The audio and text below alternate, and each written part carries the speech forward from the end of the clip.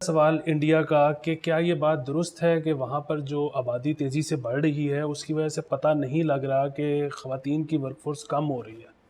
अच्छा, देखिए पहली चीज़ तो इससे पहले कि हम इस सवाल का जवाब दें, आपने ये चीज़ गौर करना है कि पूरे पाकिस्तान में कॉज़ के लिए फंड रेजिंग डोनेशन में पाकिस्तान में दो ही लोग हैं, एक अली आफ्ताब सईद, एक इमरान खान। ये बात ठीक सही है, है, तो आपने दुरुस्त इस चीज़ को ज़रूर अप्रिशिएट करना है। Thank you. ठीक है जी। अच्छा, दूसरी चीज़ ये है कि अब इंडिया पे आ जाते हैं। इंडिया के केस में ना इसकी basically female workforce participation female workforce participation होती क्या है? पहले वर्कफोर्स पार्टिसिपेशन क्या होती है? वर्कफोर्स पार्टिसिपेशन होती है नॉर्मली आई थिंक 15 से 64 साल जो है ना, 15 से 55 साल, 64 साल। पहले 60 साल होती थी, अब इसको 64 साल कर दिया है। 15 से 64 साल जो है ये पूरी दुनिया में इसको स्टैंडर्ड माना जाता है कि ये बेसिकली वर्कफोर्स पार्टिसिपेशन एज है। यानी इस एज ग्रुप के बीच के लोग जो हैं ये वर्कफोर्स पार्टिसिपेशन में होते हैं। कुछ जगहों पे इसको 18 से 60 साल भी कर दिया जाता है, बट नॉर्मली 15 से 64 एक कन्वेंशन है। मुझे नहीं पता एग्जैक्टली कि इंडिया 18 से 60 वाला मॉडल फॉलो करता है या 15 से 64 वाला मॉडल फॉलो करता है। अच्छा, पहली चीज़ तो ये। अच्छा, इसमें वर्कफोर्स पार्टिसिपेशन रेट ये होता है कि इसमें से कितने लोग हैं जो विलिंग हैं काम करने के लिए। या तो वो काम कर रहे हैं या वो एक्टिवली काम देख रहे हैं। मतलब एक मज़दूर है फॉर इंस्टेंस, वो बेचारे को महीना दिहाड़ी नहीं मिलती है, लेकिन वो दिहाड़ी लेने के लिए रोज़ कोशिश कर रहा है, किसी फैक्ट्री में जाता है, कंस्ट्रक्शन साइट पे जाता है, एक्सेट्रा एक्सेट्रा। वो वर्कफोर्स का हिस्सा है। वो वर्कफोर्स पार्टिसिपेशन में शामिल है। कंपेयर टू दैट एक बंदा है वो सारा दिन गली में मंजे पे बैठ के ताश खेलता रहता है, वो वर्कफोर्स पार्टिसिपेशन का हिस्सा नहीं है। वो 15 से 64 की पॉपुलेशन का हिस्सा तो है, लेकिन वो वर्कफोर्स पार्टिसिपेशन में शामिल नहीं है। अब वर्कफोर्स पार्टिसिपेशन में दो एंटिटीज़ आ जाती हैं, एक मेल आ जाते हैं, एक फीमेल्स आ जाते हैं। इनको अलग अलग करते हैं। अच्छा, मेल पार्टिसिपेशन जो है ना, वो तकरीबन दुनिया सारी में कोई 70 से 80% के बीच में होती है। कुछ में थोड़ी कम होती है, कुछ में ज़्यादा होती है, क्योंकि नॉर्मली फ्रैंकली बंदों का काम करना कंसिडर किया जाता है नॉर्म। अच्छा, फीमेल पार्टिसिपेशन जो है ये अब आहिस्ता आहिस्ता बढ़ रही है। दुनिया में एवरेज इसकी जो है वो को 50% के आसपास है। यानी को आधी फीमेल आबादी जो वर्क एज की होती है वो काम करती है। पाकिस्तान में एवरेज बहुत ही कम है, 21-22% के आसपास है, जो मतलब एक और इंडिकेशन है। बट पाकिस्तान पे हम पहले बात कर चुके हैं, बाद में भी किसी टाइम पे। अच्छा, इंडिया के अंदर जब इंडिया ने मनमोहन सिंह साहब ने 1991-92 में इंडिया को रिफॉर्म्स के रास्ते पर डाला, तो उसके बाद फीमेल पार्टिसिपेशन जो थी वो बहुत ज़्यादा बढ़ना शुरू हुई। मतलब ज़ाहिर सी बात है, इकोनॉमिक एक्टिविटी आई, इकोनॉमिक बूम आया इंडिया के अंदर। मतलब इकॉनमी सरकारी कंट्रोल से बाहर निकली, एक्सपेंशन होनी शुरू हुई, लोगों को अपॉर्चुनिटीज़ नज़र आईं। उसकी वजह से कुछ प्रेशर्स भी आते हैं, इकोनॉमिक प्रेशर्स भी आते हैं कॉरस्पॉन्डिंग। तो ख़वातीन ने भी साथ साथ उसमें हिस्सा बटाना शुरू किया और काम करना शुरू किया, और ये सब कुछ हुआ। अच्छा, अब पिछले को 5, 6, 7, 8 साल से एक उसमें टर्न अराउंड ये आया है कि फीमेल पार्टिसिपेट, और स्पेशली ये 4-5 साल, ये ब्लूमबर्ग का एक आर्टिकल आई थिंक उसके हिसाब से, जिसके हिसाब से पिछले 4-5 साल में ही इसमें सिग्निफिकेंट डिक्लाइन आ रहा है, मतलब फीमेल पार्टिसिपेशन में ना। अच्छा, उसकी कई वजूहत हैं।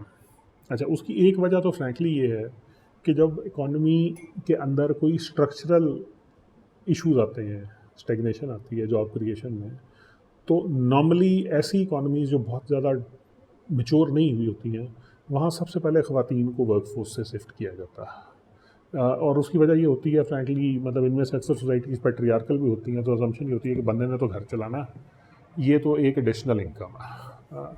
वो कुछ केसेस में उसको अकोमोडेट कर लिया जाता है, बट अक्सर केसेस में सो बेसिकली जब फायरिंग शुरू होती है, लोगों को नौकरियाँ नहीं देनी शुरू की जाती हैं, तो सबसे पहले जो फारिग करना शुरू करते हैं, मतलब ये सही नहीं है, लेकिन this is how the world works. अच्छा, तो एक चीज़ तो ये होती है। अच्छा, दूसरी उसकी वजह ये है कि इंडिया के अंदर क्योंकि अब मतलब पर कैपिटा इनकम थोड़ी सी बढ़ती जा रही है, तो वो एक है तो कंजर्वेटिव सोसाइटी ही, तो जो बंदे थोड़े से ज़्यादा खुशहाल होते जा रहे हैं, अब वो पहले तो अपनी बीवी से या बेटी से काम करवा लेते थे, अब वो कहते हैं कि वो जिस तरह हमारे यहाँ होता है तो कारवा है। ठीक है, तो ये भी एक फैक्टर है जिस वजह से ये फीमेल पार्टिसिपेशन जो है वर्कफोर्स में ये कम होती जा रही है। अच्छा, और तीसरी वजह जो है वो बेसिकली साथ में ये भी है कि, और ये चीज़ रियलाइज़ करने वाली, इंडिया का जो बेसिकली राइट विंग की तरफ कंजर्वेटिव सोसाइटी की तरफ टिल्ट है, वो इटसेल्फ कंट्रीब्यूट कर रहा है इस तरफ को। मतलब लोग जो हैं इवन अक्सर केसेस में, मतलब सो फॉर इंस्टेंस अगर मतलब हम पाकिस्तान की बात करें तो पाकिस्तान में female workforce participation 90s onwards में एक सिग्निफिकेंट इंक्रीज़ आया है। और उसकी वजह फ्रैंकली यही है कि एटलीस्ट इस एक पर्टिकुलर मामले में, मतलब अगेन वो पाकिस्तान या कोई भी मुल्क जो है वो मतलब वहाँ कम्प्लेक्सिटीज़ एग्जिस्ट करती हैं। सो इकोनॉमिक ड्राइवर तो होते ही हैं, लेकिन एटलीस्ट इस मामले में जो बेसिकली थिंकिंग है वो रिलेटिवली ज़्यादा लिबरल होनी शुरू हुई है। लेकिन इस पार्टिसिपेशन में भी फ्रैंकली अगर आप क्लास स्ट्रेटास के हिसाब से बात करें तो मिडिल क्लास और अपर क्लास में इसका रुझान रिलेटिवली कम है। लोअर क्लासेस में क्योंकि मजबूरी ज़्यादा होती है, इस वजह से उसमें उसका रुझान ज़्यादा है। अब इंडिया में ये एफ्लुएंस प्लस सोसाइटी ज़्यादा कंजर्वेटिव होती जा रही है। सो ये भी दो फैक्टर हैं जिस वजह से ख़वातीन जो हैं उनकी पार्टिसिपेशन वर्कफोर्स में कम होती जा रही है। तो ये मतलब हैं। अच्छा, अब इसका इंडिया के लिए आगे मतलब इसकी इम्प्लीकेशंस क्या हैं? सो इम्प्लीकेशन ये हैं, ये वो हम ना मतलब again a lot of people think कि we don't wish India well. We are not here to wish or not wish anyone well. ठीक। सो अगर आप चाइना की ट्रेजेक्टरी चेक करें, जिसको बहुत से लोग कहते हैं कि ना India will be the next China, China में फ़ीमेल वर्कफोर्स पार्टिसिपेशन, ठीक है, is highest in the world and it kept increasing as China kept progressing. कहीं पर यह सवाल नहीं आया था कि अब हम खुशहाल हो गए हैं तो इसलिए औरत घर बैठ जाएगी।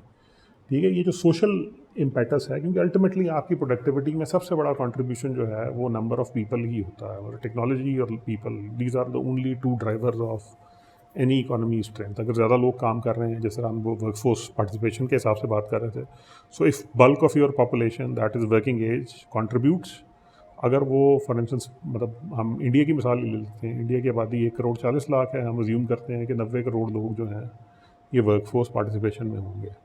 ठीक है, और हम ये अज्यूम कर लेते हैं, चले मिनिमम वेज की बहस को भी छोड़ दें आप, कि इफ़ेक्टिवली हर एक एडिशनल रिसोर्स जो है वो $1,000, इंडिया का जो mean GDP average GDP per capita है वो $2,000 के आसपास है। हम कहते हैं उससे आधा भी कमाएगा। ठीक है, और आप उन 90 करोड़ में से 10 करोड़ को मतलब 80 करोड़ वर्सेस 70 करोड़ कर रहे हैं, तो 10 करोड़ इंटू $1,000 हम को तकरीबन $100 बिलियन के इकोनॉमिक हिट की बात कर रहे हैं इंडिया के लिए, अगर 10% पार्टिसिपेशन वो लोग जो कर सकते हैं नहीं कर रहे हैं इकोनॉमी में। ठीक है, सो इसका लॉन्ग टर्म फ्रैंकली मतलब ये this actually is not a good sign for future economic trajectory of India. Maybe something will change, I hope something will change, social level पे कोई mobility होगी जो इस ट्रेंड को रिवर्स करे, ज़्यादा लोग पार्टिसिपेट करना शुरू करें, वरना this is going to bite India going forward. बिल्कुल ठीक।